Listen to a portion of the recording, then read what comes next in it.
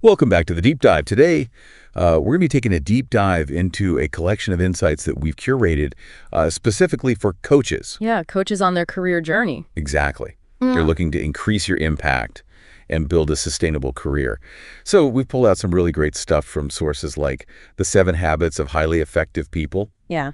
And we've also woven in some tactical advice on, acquiring clients and really kind of communicating your value.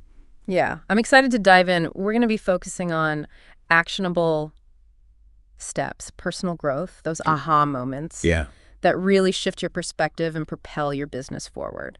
So first up, let's talk about paradigms. Okay. You know how they say the map is not the territory? Yeah. Our sources really emphasize how the lens through which we see the world shapes our reality. Right. Especially as coaches. You can imagine, you're working with a client who's maybe struggling with imposter syndrome. Yeah. And their paradigm might be, I'm not good enough. Right. And what's fascinating about that is that that limiting belief can become a self-fulfilling prophecy. Oh, yeah. But if you can guide them to shift their lens, to see those challenges as opportunities for growth, Okay. their whole approach transforms.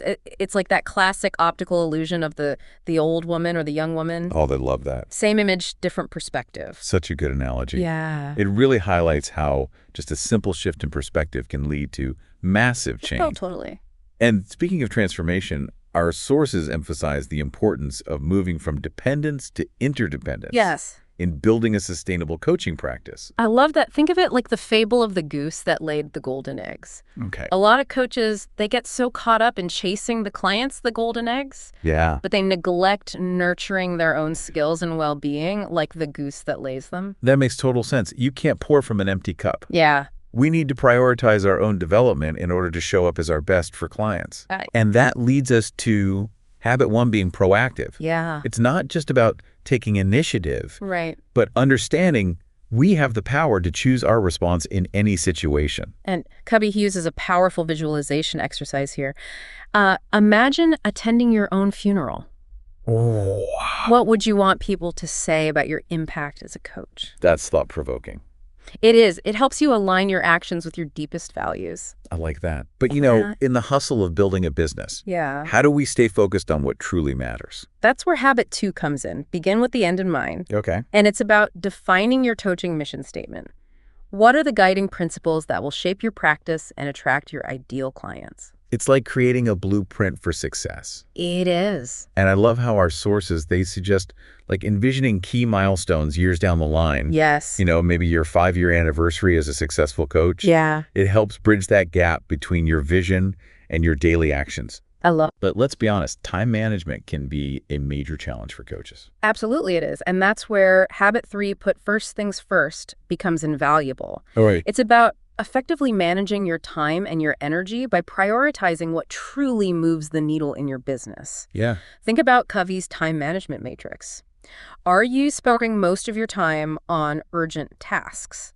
Or are you focusing on those important but not urgent activities like building relationships and strategizing for the future? Such a good point. Yeah. It's so easy to get caught up in the day-to-day whirlwind and neglect those crucial quadrant 2 activities Right. that contribute to long-term growth. Absolutely. Do you have any practical tips for coaches to effectively prioritize their time? One strategy is to schedule dedicated blocks of time for those important but not urgent activities. Yeah. Treat them as non-negotiable appointments in your calendar. Love that. Another tip is to delegate or outsource those tasks that don't require your unique expertise, freeing up more time and energy for what really matters. That's great. Yeah. So by being proactive, starting with the end in mind and prioritizing effectively, we can really set ourselves up for success. Yes. And that sets the stage for building strong client relationships, which we'll dive into next. I can't wait to explore those public victory habits and how they can really transform our interactions with clients. Yeah, me too. Welcome back to our deep dive into creating a thriving coaching business. Yes. We've laid the groundwork with those private victory habits. Right. Now let's explore how those public victory habits Yes. can transform your interactions with clients. It's all about building those authentic connections, that foster growth and empower your clients. Yeah. And that starts with habit 4. Okay. Think win-win. Think win-win. It's more than just striking deals. Uh-huh. It's about approaching every interaction, believing that there's a solution that benefits everyone. I love that. It shifts the dynamic from competition to collaboration. Right. But how do we ensure that both the coach and the client genuinely benefit? I mean, it can't always be a perfect 50-50 split. Absolutely. Covey outlines 5 dimensions of win-win agreements that I think are really relevant for coaches. Okay. First, you got to get crystal clear on those desired results. Like, what does success look like for your client? Right. What specific outcomes are they working towards?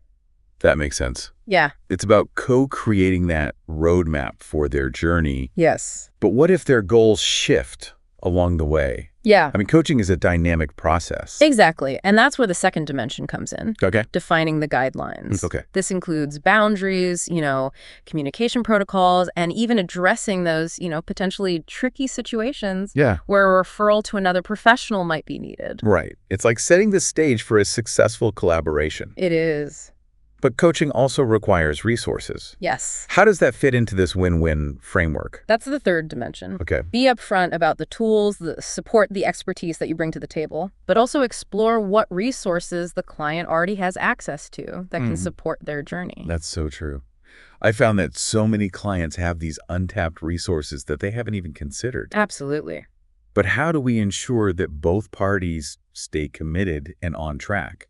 Accountability is key. Okay. That's the fourth dimension. Okay. It's about having clear systems for tracking progress, measuring results, and ensuring that both you and the client are accountable for taking action. That's where those regular check-ins and progress reports become so valuable. Absolutely. It keeps everyone motivated and focused on those desired outcomes. Yes. But what about those situations where things don't go as planned?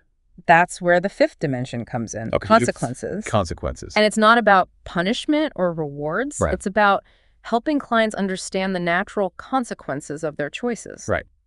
If they don't put in the work, they might not see those desired results. It's about empowering them to take ownership of their journey No. and understand that actions have consequences. Exactly. And that leads us beautifully into habit 5. Okay. Seek first to understand, then to be understood. Seek first to understand. This is where effective communication becomes paramount. This is where I'm all ears. Yes. As coaches, we're always told to be good listeners. Yeah. But how do we go beyond just hearing words and truly connect with our clients on a deeper level? Covey talks about empathic listening. Okay. Putting aside your own agenda. And truly stepping into the client's shoes. Right. Imagine you're coaching a client who's hesitant to set bigger goals. Okay. Instead of jumping in with solutions. Yeah. Try to understand their fears, their motivations. That's such a powerful shift. Yeah. It's about creating that safe space for them to open up and share their vulnerabilities. Exactly. But how do we ensure that we're truly grasping their perspective? Try reflecting their feelings back to them. You could say something like, "It sounds like you're feeling overwhelmed at the thought of setting bigger goals." Is that right? By acknowledging their emotions, we validate their experience and we build that trust. Yes. But what if we have different perspectives or ideas? Yeah. How do we navigate those potentially challenging conversations? That's where the magic of habit 6 comes in. Okay. Synergize. It's about recognizing that the whole is greater than the sum of its parts. Okay. Instead of viewing disagreements as roadblocks, embrace them as opportunities for creative collaboration. Right. It's about leveraging the power of those diverse perspectives. Yes. To generate solutions that are even better than what either person could have come up with on their own. Imagine you and your client are brainstorming marketing strategies. Okay. You might have different ideas. Yeah. But by openly sharing and building upon each other's thoughts, you can co-create a campaign that really resonates with their ideal clients. It's like those brainstorming sessions where the energy is electric. Yes. And everyone feels empowered to contribute their unique insights. Right. And that kind of synergistic energy is what fuels transformative coaching experiences. I love that. But it's important to remember that cultivating these public victory habits requires a solid foundation of personal well-being and renewal. That makes sense. We can't effectively guide and support others if we're running on empty ourselves. Absolutely. And that brings us to the keystone habit. Okay. The one that sustains and amplifies all the others. We've talked about private victories and those public victories that really build strong client relationships. But what is this keystone habit that ties it all together? It's habit 7, sharpen the saw. Think of it like this. You wouldn't try to chop down a tree with a dull axe, right? As coaches, we need to keep our tools sharp, and that means investing in our own well-being and development. It's recognizing that we can't effectively serve others, especially as coaches, if we're neglecting our own needs. And Covey highlights these 4 key dimensions of renewal: physical, spiritual, mental, and social emotional. Absolutely. And, these dimensions are interconnected. Yeah. When we neglect one area, it impacts the others. So let's start with the physical dimension. For coaches who often spend hours sitting, incorporating movement is crucial. I've definitely been guilty of getting caught up in work and forgetting to move. Do you have any tips for coaches, to prioritize their physical well-being? Yeah, simple things like taking walking breaks, stretching regularly, or even just incorporating a quick workout routine into your day can make a big difference.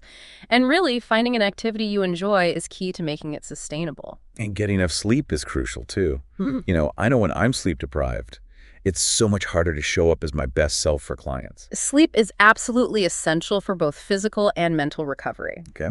Now, let's move into the spiritual dimension. This isn't necessarily about religion. It's more about connecting with your core values, your sense of purpose. It's about finding those activities that nourish your soul and bring you that sense of peace and fulfillment, whether it's meditation or spending time in nature or listening to inspiring music. It's so important to prioritize those activities that really feed your spirit. Exactly. And then there's the mental dimension. As coaches, we're in the business of growth and transformation, which means we need to be continually learning and expanding our knowledge base. This could involve reading books, attending workshops, or even listening to podcasts like this one. It's about staying curious and open to new ideas that can enhance our coaching practice. Yeah, and taking breaks from the constant influx of information is equally important. Okay. Giving your mind time to rest and recharge is so essential for creativity and clear thinking. Absolutely. Finally, let's talk about the social emotional dimension. Okay. We humans are wired for connection. Yes. How can coaches nurture this area to enhance their overall well-being? Invest in your relationships with loved ones. Connect with fellow coaches for support and inspiration, or even engage in activities that allow you to contribute to something larger than yourself. It's about recognizing that we thrive in community, and as coaches, the quality of our relationships directly impacts our ability to create those really impactful experiences for our clients. It all comes full circle. Yeah. By prioritizing our own well-being across all 4 dimensions, we sharpen our saw and become more effective and more fulfilled coaches. As we wrap up this deep dive, I'm left with this sense of inspiration and a renewed commitment to invest in my own growth. I hope our listeners feel the same. Remember, the most important deep dive is the one you take within yourself. So, as you embark on your coaching career journey, ask yourself, what action will you commit to today to invest in your own well-being? That small step can make all the difference. Until next time, keep sharpening your saw and watch your impact as a coach really soar.